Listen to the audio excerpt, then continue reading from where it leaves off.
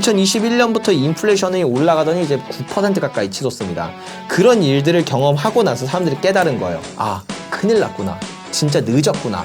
라고 생각하면서 그때부터 이제 금 가격이 이제 점점 반응을 제대로 하기 시작합니다. 결국엔 이 문제를 해결하기 위해선 이제 과거의 역사에서도 살펴볼 수가 있는데 이 문제가 결론이 어떻게 나냐면 딱 두 가지밖에 없어요. 첫 번째, 그냥 그 화폐 시스템이 완전히 몰락해버리면서 독일로 따지면은 바이마르 공화국 때 거의 1조 배가 상승을 해요. 물가가.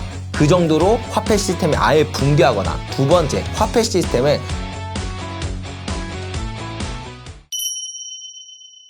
안녕하세요. 7년차 금 투자자이자 이제 금거래소도 운영하고 있는 조기원 작가라고 합니다. 반갑습니다. 최근 금값이 고점을 찍고 빠진 이유가 뭐라고 생각하시나요? 금의 사이클이 이제 본격화됐다 이렇게 생각을 해보는 게 좋을 것 같아요. 사실 금이 역사적으로 언제부터 슈퍼 사이클이 시작됐는가는 명확한 시그널들이 있거든요. 그냥 여러 가지 데이터 중에서 그냥 하나만 콕 집어서 얘기를 드리자면 실질금리라는 데이터가 있어요. 실질금리는 쉽게 말해서 은행 예금 이자에서 물가 상승률을 뺀 값. 그래서 내가 은행에 예금을 해두면 이득이냐 아니면 예금을 해둬도 화폐 가치가 더 많이 떨어져서 손해냐 이걸 이제 볼 수 있는 지표인데 이 실질금리가 마이너스로 빠져든다. 즉 우리가 은행에 예금을 해둬도 물가가 더 많이 올라서 실질적으로는 손해를 본다라고 하는 시점부터 금가격이 상승했다라는 걸 알 수가 있어요. 근데 여기서 재밌는 건 그렇게 마이너스로 빠져들고 금의 슈퍼사이클이 시작돼도 슈퍼사이클이 초반부보다는 중반부보다는 후반부가 상승률이 훨씬 더 드라마틱해진다는 걸 알 수 있거든요. 그래서 2019년이 슈퍼사이클의 시작점이라는 시그널인데 근데 이때부터 한 2023년까지를 보면 물론 많이 올랐지만 생각보다 이걸 확대해서 보잖아요. 되게 지지부진한 흐름이에요. 2019년부터 살짝 오르다가 2020년 코로나 팬데믹 때 살짝 눌리고 이제 갑자기 폭등을 했습니다. 2021년부터 거의 3년 동안 기어요. 그리고 나서 지금 이렇게 폭발적인 상승을 했다는 걸 알 수 있거든요. 그래서 금이라는 자산이 슈퍼사이클이 시작되면 초반부엔 약간 지지부진하면서 지루한 흐름, 중반부부터 좀 본격적인 상승장이 이루어지고 후반부에는 거의 광기가 나타난다는 걸 알 수 있어요. 근데 금이 이렇게 슈퍼사이클이 오면 역사적으로 짧게는 9년, 길게는 13년까지 이어지다 보니까 통계적으로 보면 대략 한 10년에서 11년 정도 오른다는 걸 알 수가 있거든요. 그럼 2019년부터 사이클이 시작됐으면 대략 2030년 정도까지 가겠구나라는 걸 우리가 충분히 유추해낼 수 있겠죠. 그 말은 즉 상승이 이제 좀 더 본격화되는 시작점이구나라는 걸 이해하면 아 2024년, 2025년에 왜 이렇게 금 가격이 뜨거웠는지를 이해하는데 이게 시기적으로 또 충분히 그럴 시기였어서 뭐 이거 외에도 뭐 관세 전쟁이라던가 지정학 문제라던가 있지만 이런 것들이 더 엮이면서 상승이 드라마틱하게 나온 거구나 이런 걸 이해할 수 있다라고 생각하고 그러면 이제 내년, 내후년은 어떨까요?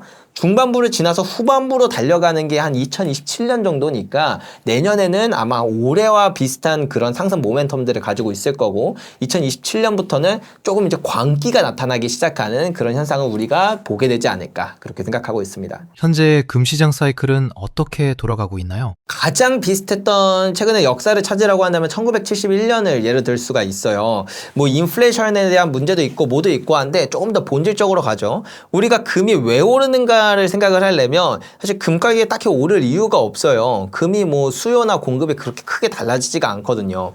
지구상에 있는 양을 다 합치면 한 26만 톤 정도 됩니다. 여기서 이게 과거랑 옛날이랑 크게 달라지질 않아요. 왜냐면 금이라는 게 처음에 만들어질 때 초신성 폭발 같은 그런 아주 특별한 일이 있어야 금이 만들어지는데 대부분 금이 두 가지 성질이 있어요. 하나는 서로 이렇게 뭉치는, 똘똘 뭉치는 성질이 있고 의리가 있습니다. 그 두 번째는 얘네들이 되게 무거운 원소예요. 그렇다 보니까 서로 뭉쳐서 지구의 가장 안쪽 내핵이라는 곳에 많이 뭉쳐져 있습니다. 그 내핵은 인류가 지금까지 뚫었던 가장 깊은 깊이가 지각도 못 뚫었어요. 그러니까 지구를 설명드리면 이렇게 큰 원에 껍데기, 완전 얇은 껍데기를 지각이라고 하고 그 안에 뭐 인간으로 치면 지방층 같은 게 있어요. 이렇게 두툼한 지방층이 있는데 이걸 멘틀이라고 하고 그 안에 핵이 있거든요. 이 핵에 금이 많은데 인간은 지각 조차 뚫어본 적이 없다. 그 지각에 뭐 해봤자 얼마나 많은 금이 있겠어요? 그렇기 때문에 금이 귀하다는 거고 새로운 금광 거의 없습니다. 막 뉴스에 가끔 나오긴 하는데 양도 되게 미비하고 그중에 가짜뉴스도 되게 많아요. 즉 옛날이나 지금이나 금의 공급은 어차피 똑같아서 사실 가치가 변할 이유가 없다. 근데 가격이 왜 이렇게 오르냐면 금 가격이 오르는 게 아니라 화폐의 가치가 떨어지는 거예요. 화폐라는 건 결국엔 믿음입니다. 우리가 믿잖아요? 그러면 화폐의 가치는 변하지 않고 금 가격도 변하지 않아요. 예를 들어 볼게요. 제가 빵 가게를 하고 있어요. 우리 가게에 빵의 만들 수 있는 재료가 10개 정도 있습니다. 그래서 우리는 이거 빵을 팔기도 하지만 사람들한테 빵 교환권을 팔았어요. 빵 교환권을 가지고 있는 이제 제 친구 A는 이런 생각을 하겠죠. 빵 교환권 가져가면 언제든지 얘가 빵으로 바꿔줄 거니까 별 문제 없겠지 이렇게 생각을 해요. 그리고 어느 날 친구가 물어봅니다. 야, 너 빵 몇 개 있어? 그러면 이 친구는 당당하게 나 빵 5개 있어 라고 해요. 근데 정확히 말하면 그 친구 빵 없어요. 빵 교환권이 5개 있는 거지. 근데 얘는 왜 빵 교환권을 가지고 있으면서 빵을 가지고 있다라고 착각을 하냐면 가면 언제든 빵을 바꿔줄 거라는 믿음이 있기 때문이에요. 그러면 얘는 굳이 급하게 빵을 바꿀 이유도 없어요. 당장 배도 안 고픈데 빵을 교환할 이유도 없고 나 오늘 별로 빵 안 땡겨 하면은 굳이 지금 쓸 이유가 없잖아요. 쟁여놔요. 그러니까 빵 교환권을 10개 발행했는데 오늘 아무도 안 오는 거예요. 뭐 나쁘지 않은데? 한 10개만 더 발행해봐요. 그랬더니 다음날 됐더니 한 명 와요. 그래?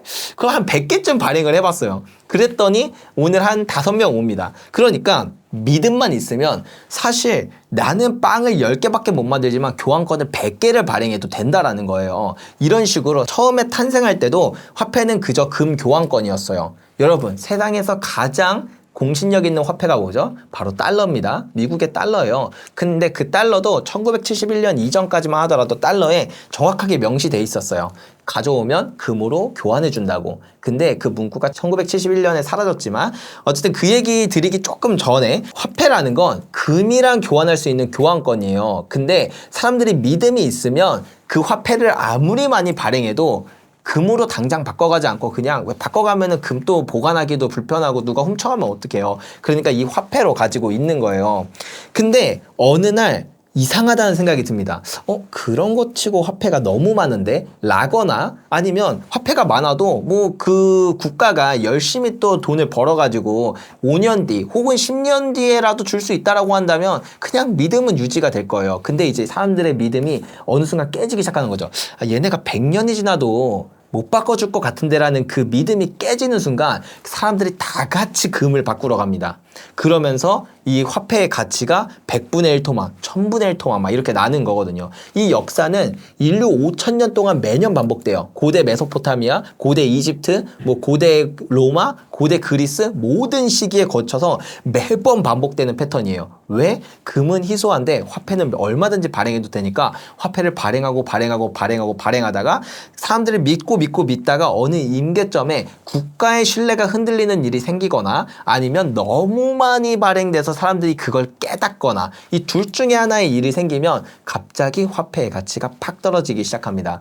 사람들이 그 신뢰가 깨질 정도라는 건 이미 상황이 상당히 심각하다라는 거예요. 우리가 몸에 갑자기 이제 열이 확 나요. 그러면 지금 내가 아프구나 이렇게 느낄 수 있지만 암 같은 것들을 생각해 보면 몸에 이상이 나타나면 이미 그때는 한참 진행돼서 이제 돌이킬 수 없는 경우가 많다고 하잖아요. 마치 화폐 시스템이 그래요. 경제 현상으로 나타나고 사람들이 깨달을 정도가 됐다라는 건 이미 돌이킬 수 없을 정도로 이미 상황이 심각하다라는 거예요. 자, 지금 미국의 국가부채가 37조 달러예요.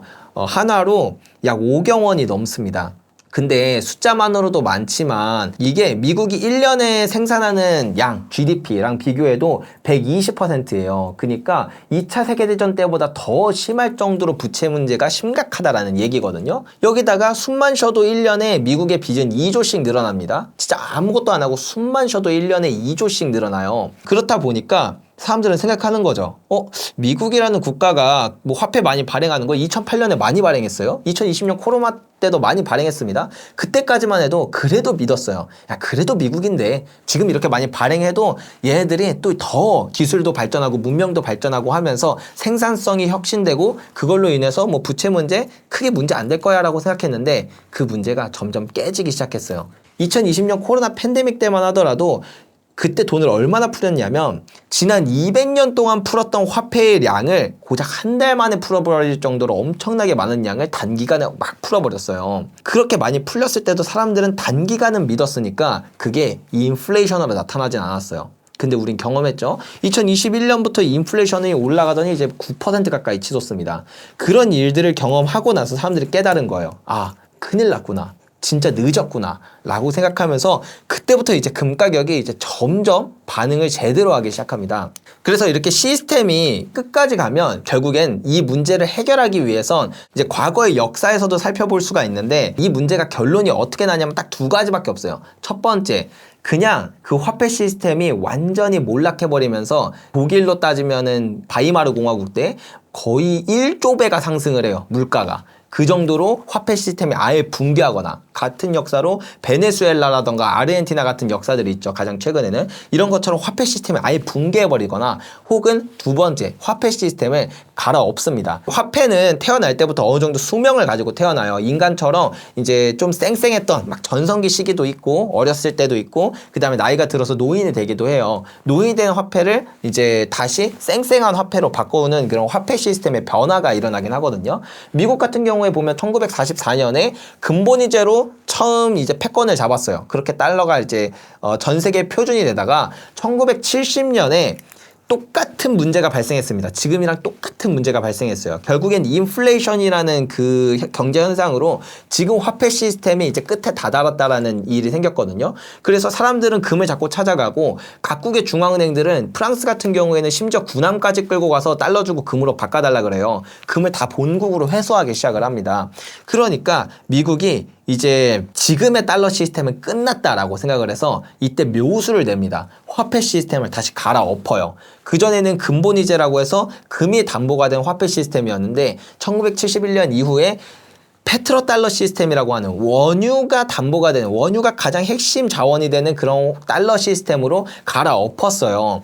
그러고 나서 미국의 패권이 아직도 유지될 정도로 이렇게 달러 패권이 쭉 유지가 됐는데 지금 또 한 번 온 거예요. 지금은 경제현상으로 나타났죠. 결국에 이 달러가 완전히 몰락해버리든 아니면 새로운 화폐 시스템으로 넘어가든 둘 중에 하나를 택하게 되는데 재밌는 건 뭐냐면 완전히 몰락하는 달러 화폐 시스템으로 넘어가든 그 과정 가운데서 지금의 달러 화폐 시스템은 사라져야 되기 때문에 1971년 이전의 화폐 시스템이 사라지고 1971년 이후의 화폐 시스템으로 넘어가는 것처럼 이 넘어가는 과정 가운데서 화폐의 가치가 재평가가 이루어집니다. 그리고 그 과정 가운데서 금 가격도 재평가가 이루어져요.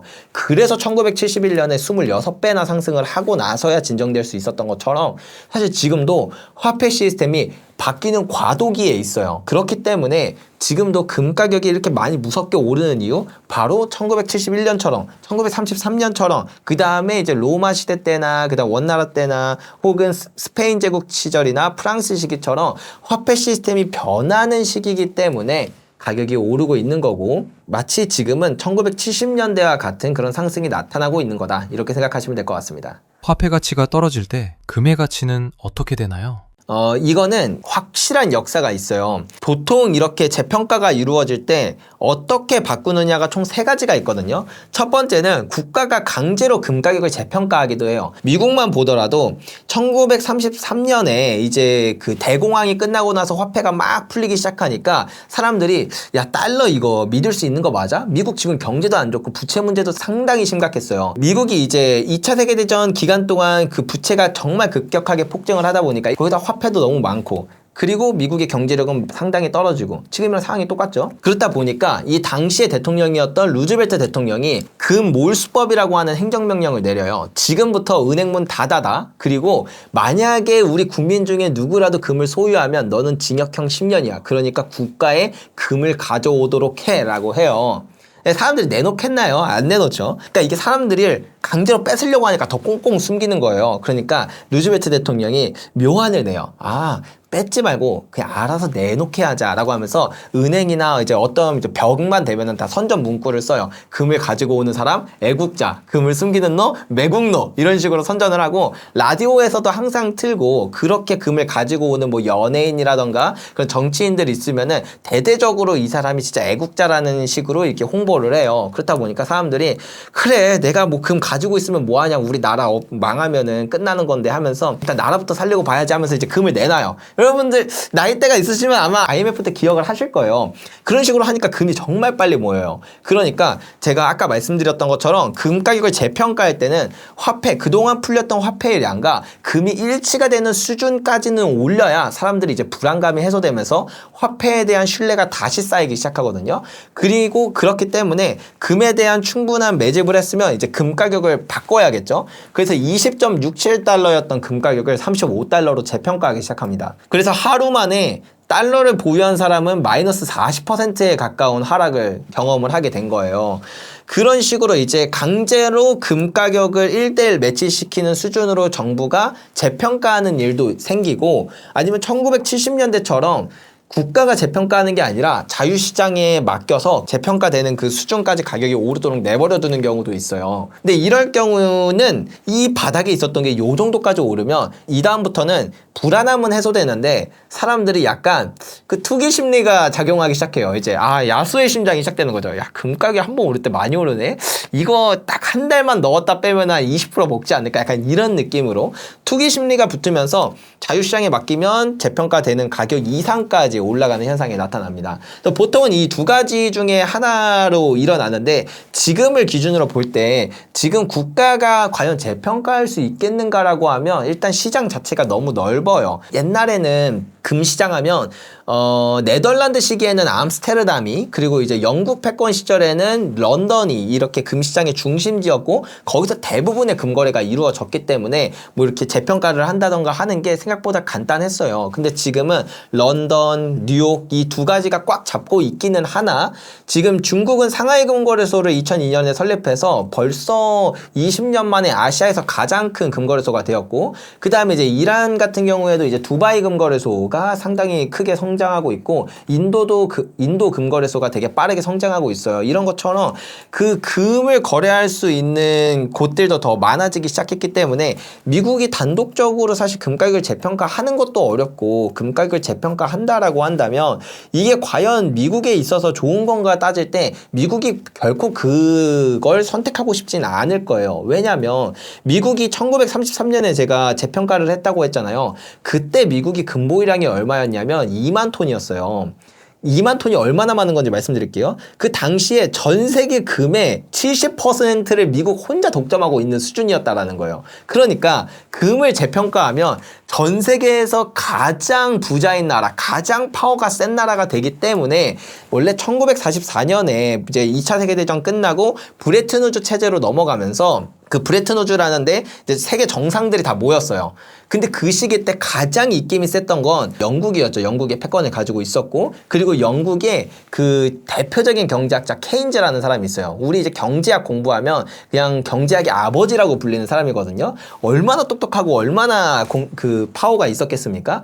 근데 이 케인즈는 근본이제를 하지 말고 방코르 시스템이라는 걸 하자라고 이야기를 했어요. 이게 좀 설명하면은 좀 긴데, 그냥 쉽게 말해서 금뿐만 아니라 뭐 석유도 담고 뭐도 담고 하면서 이렇게 한 바스켓을 담아서 이걸 담보로 화폐 시스템을 만들자고 하는, 사실 지금 생각하면 정말 혁신적인 시스템이거든요. 그걸 냈는데 미국에서 바로 까버립니다. 당시에 이제 국무장관이었던 헨리 키신저가 말도 안 되는 소리 하지 마, 돌아가, 이렇게 하고 근본이제로 밀어붙여서 근본이제가 됐어요. 왜? 근본이제를 하면 전 세계 금을 70%를 보유하고 있는 미국이 짱이 되니까. 그래서 그때는 금으로 돌아가고 싶었을 거예요. 하지만 지금은 좀 애매하죠. 미국이 전 세계에서 가장 많은 금을 가지고 있는 건 맞아요. 8,133톤 공식 보유량을. 근데 그게 이전처럼 압도적이냐라고 하면 그렇진 않아요. 중국도 금을 정말 많이 보유하고 있고, 공식적인 양만 2,000톤이지 사실 그 중국이 금을 매입할 때 보고를 잘 안 하는 걸로 유명해요. 보고는 IMF 해야 되는데 굳이 보고해서 좋을 게 없잖아요. 그래서 업계에서 가장 적게 보는 게 중국이 한 5,000톤 정도를 모았을 거라고 생각하는데, 그건 중국, 뭐 러시아 이런 브릭스 국가들이 보유한 금보유량과 비교했을 때 금 가격을 강제로 재평가하면 뭐 미국도 나쁘지 않지만 특히 이렇게 약간 적대국한테도 오히려 너무 좋은 이점을 주게 되는 거다 보니까 미국은 마지막 순간까지도 굳이 금을 자기네들 스스로 인정하면서 재평가하려고 하지 않을 거예요. 그럼 결국 자유경제 시장에서 금 가격이 올라가게 될 텐데 그거는 1971년과 비슷한 현상이다. 그렇기 때문에 오히려 1933년처럼 강제로 재평가한다라고 한다면 금 가격이 딱 2만 1,000불 정도 오르고 끝날겠지만 근데 지금의 미국이 하는 흐름을 봐서는 1970년대처럼 적정 가격부터 오히려 버블이 시작되는 그런 현상이 나타나면서 우리의 예상을 아득히 뛰어넘는 그런 상승이 나타나지 않을까. 저는 개인적으로 또 그런 생각도 들더라고요. 프리미엄 금 시장에서 리스크를 관리하는 방법이 뭐가 있을까요? 우리나라가 금에 대한 열기가 상당히 뜨거웠죠. 그렇다 보니까 국제 시세보다도 무려 18%나 더 비싼 그런 프리미엄이 붙을 정도로 금에 대해서는 되게 뜨거웠다라고 볼 수 있는데 그게 저는 국내 금 투자가 광기였냐라고 하면 그렇다고 생각하진 않아요. 그냥 전 세계적으로 금에 대한 관심도가 높아진 것만큼 우리나라도 높아진 거다. 근데 왜 우리나라만 이 정도의 프리미엄이 붙었냐는 수요는 전 세계랑 비슷한 수준으로 높아졌는데 공급이 부족해서 그래요. 우리나라는 이제 삼면이 다 바다로 막혀 있고 위에는 북한이 있다 보니까 금을 해외에서 가지고 와야 돼요. 우리나라 안에서는 광산이 거의 없잖아요. 상업광산이 아예 없다 보니까 자체적으로 생산하는 금이 없습니다. 해외에서 가지고 와야 되는데 해외에서 가지고 올 때는 오는데 시차도 걸리죠. 해외랑 거래한다 그러면 거래 단위도 커서 해외로부터 수입해서 공급할 수 있는 업체도 많이 없어요. 그리고 그렇게 한다라고 하더라도 수입할 수 있는 루트도 많지가 않습니다. FTA 협정을 맺은 국가랑만 할 수 있는데 그 시기 때는 FTA 협정을 맺은 국가들도 이제 금에 대한 수요가 많다 보니까 우리나라에 줄 수 있는 금이 많이 없기도 하거든요.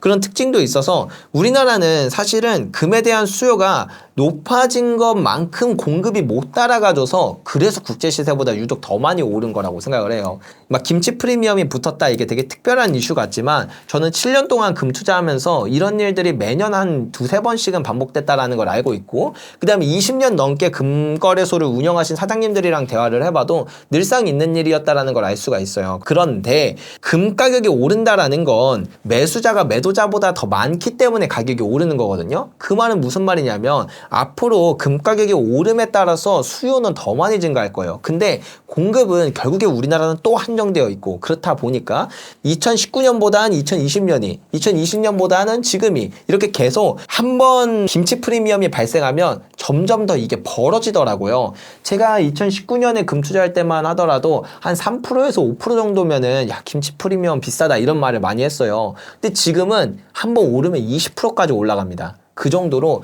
이 상황이 점점 심해지고 있는데 이게 완화되려면 우리나라 안에 상업광산이 있던지 아니면 북한이랑 통일을 해야 돼요. 근데 없던 상업광산이 생길 수는 없겠죠. 통일은 가능할 수도 있겠지만 적어도 이렇게 단기간에 되기는 어렵다 보니까 여기서 우리가 깨달아야 될 포인트 앞으로도 김치 프리미엄 현상은 더 자주 일어나게 될 텐데 그때마다 지금까지 일어났었던 프리미엄보다 더 심각한 프리미엄이 또 나타나겠구나. 점점 더 이게 심해지겠구나라고 생각을 하면서 이런 부분이 사실 우리나라에 있어서 되게 불리한 부분이다라고 말씀드릴 수 있어요. 다만 그런 부분을 우리가 인지하고 있으면 오히려 우리한테는 이게 무기가 된다라는 거예요. 자, 지금 김치 프리미엄이 한 0.5% 수준까지 떨어졌어요. 한 1% 정도가 적절한 수준인데 근데 이제 0.5%까지 떨어졌다라는 건 이미 김치 프리미엄이 다 사라졌다라고 봐도 무방해요. 그럼 만약에 제가 지금 금에 투자를 했어요. 또 이제 이게 매년 한 두세 번씩 반복된다고 했잖아요. 내년 초가 됐는데 금 가격이 한 10% 정도 오르면서 김치 프리미엄이 또 폭증을 했어요. 막 내년에도 20% 이렇게 폭증을 했어요. 그러면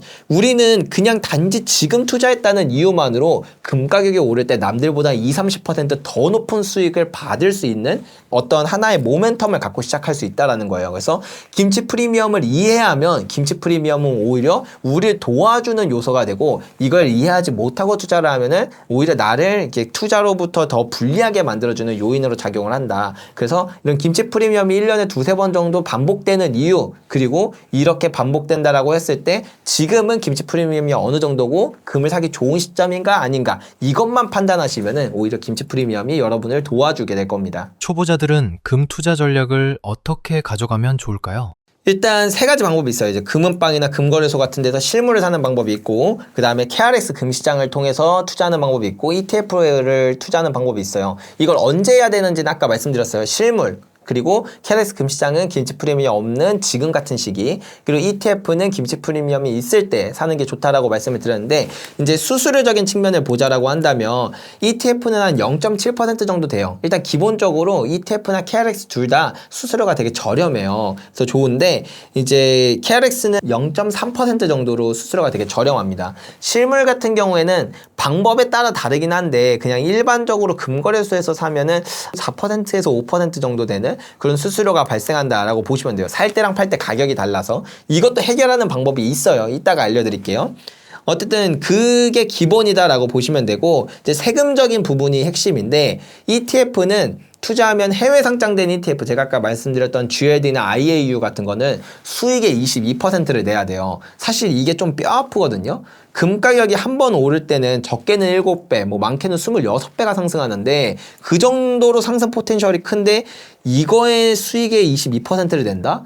와, 이거는 말도 안 됩니다. 사실 따지고 보면 2배만 올라도 한 몇 년 전만 따져도 금 가격이 40만 원이었고 그것보다 조금 전에 20만 원이었는데 벌써 80만 원 됐잖아요. 두세 배 오르는 건 금방이에요. 되게 금방 올라요, 금 가격이. 근데 2배만 올라도 그 수익의 22%를 낸다라는 건 차라리 부가세를 내고 사는 게 더 싸다고 느껴질 만큼, 그래서 금 투자하는 사람들이 그냥 실물 사는 거예요. 그래서 ETF 잘 안 사는 거지만, 어쨌든 그럼에도 불구하고 ETF는 그런 세금이 있지만 김치 프리미엄의 영향을 안 받기 때문에 김치 프리미엄이 있을 때 잠깐 단기적으로 활용하기 좋은 상품이다. 저는 그렇게 생각드리면서 이런 세금적인 특징이 있고, KRX 금시장 같은 경우에는 매수하거나 매도할 때 세금이 없어요. 그래서 상당히 좋다. 수수료도 싸고 세금도 없어서 상당히 좋다. 그리고 투자 방법도 막 우리 금은방 막 어디 가야 돼요? 뭐 어떤 제품 사야 돼? 이런 거 되게 많이 물어보시는데 어렵잖아요, 초보자분들 솔직히. 그래서 저는 입문자분들은 KRX 금시장으로 먼저 금투자에 입문해 보시는 게 좋다라고 말씀드리는 이유 중에 하나가, KRX 금시장은 그냥 주식 어플에서 매수 버튼 누르면 사주고 매도 버튼 누르면 팔아져요. 되게 간편합니다. 그래서 간편한데 수수료도 싸고 세금도 없으니까 이걸로 먼저 투자해 보시는 걸 추천드려요. 근데 이제 이걸로 투자를 하더라도 결국에는 금 투자에 대해서 공부를 하다 보면, 아, 실물로 넘어가야 되겠구나 라는 걸 깨닫게 되는 순간이 옵니다. 그냥 와요. 이건 그냥 와요. 그게 금을 공부하다 보면 자연스럽게 ETF로 했든 아니면 KRX로 했든, 아, 이래서 금 투자자들이 다 실물로 넘어가게 되는구나를 이렇게 깨닫게 되는 때가 옵니다. 그러면 실물로 투자를 할 때 물론 그냥 부가세 내고 그냥 뭐 살 때 팔 때 가격 차이 있어도 사도 나쁘진 않아요. 왜냐면 어쨌든 ETF로 투자하는 것보다 훨씬 나으니까. 솔직히 많이 오르면 뭐 그 조금 비싸게 주고 사나 조금 싸게 주고 사나 무슨 의미가 있겠습니까? 근데 그럼에도 불구하고 조금 더 현명하게 투자할 수 있는 방법이 뭐냐면, 이 금을 개인 간 거래로 거래를 하면 상당히 효율적이 됩니다.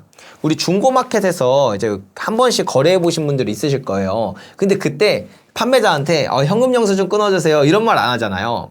왜 그러냐면, 이 개인 간 거래는 개인끼리 거래를 하는 거다 보니까 처음에 그 물건을 샀던 사람은 이미 부가세를 지불하고 산 물건이에요. 이 물건에 또 부가세가 부과되는 건 이중과세이기 때문에 그렇지 않게 개인 간 거래에선 부가세가 없어도 합법이 맞거든요. 그래서 실제로 금 같은 경우엔 개인 간 거래 시장이 상당히 커요. 여기서 거래하는 단위도 크고 거래하는 사람도 많습니다. 여기에 더불어 아까 전에 금거래소에서 사고 팔 때는 살 때 팔 때 가격 차이가 있다고 했잖아요. 근데 개인끼리 거래하는데 살 때 팔 때 가격 차이가 필요하진 않잖아요. 그러니까 이 살 때 팔 때 가격의 한 중간 정도에서 거래한다라는 걸 알 수가 있어요. 따라서 개인 간 거래로 금을 사고 팔면 살 때 팔 때 부가세도 없고, 그렇다 보니까 오늘 사자마자 당장 팔아도 손실 보는 게 하나도 없다. 그래서 실물을 투자하시는 분들의 대부분이 이 개인 간 거래를 이용하는 경우가 많습니다. 근데 이제 다만 중고마켓에서 거래를 하면은 막 삼자 사기나 이런 사기를 당할 수도 있고, 절도나 이런 범죄에 노출될 위험도 있고, 그다음에 뭐 그 금이 가짜 금인 경우도 좀 있거든요. 그렇다 보니까 이제 이런 리스크가 있어서 저희 회사는 그래서 이 개인 간 거래를 중개해주는 서비스를 이제 오픈을 했어요. 그래서 뭐 저희가 감정도 하고 중개도 하고 하니까 뭐 판매자랑 구매자가 만날 일도 없고 가짜를 살 일도 없고 해서 그냥 수수료 조금 내고 이렇게 그 개인 간 거래 플랫폼을 이용하는 것도 하나의 방법이고 아니면 그냥 이제 중고마켓에서 직접 만나서 이렇게 개인 간 거래를 하는 것도 방법이라서 이런 식으로 실물을 투자하면 수수료도 아끼고 세금도 안 내고 좀 더 현명하게 투자할 수 있는 방법도 있으니까 이것도 같이 생각해 보시면 좋을 것 같습니다.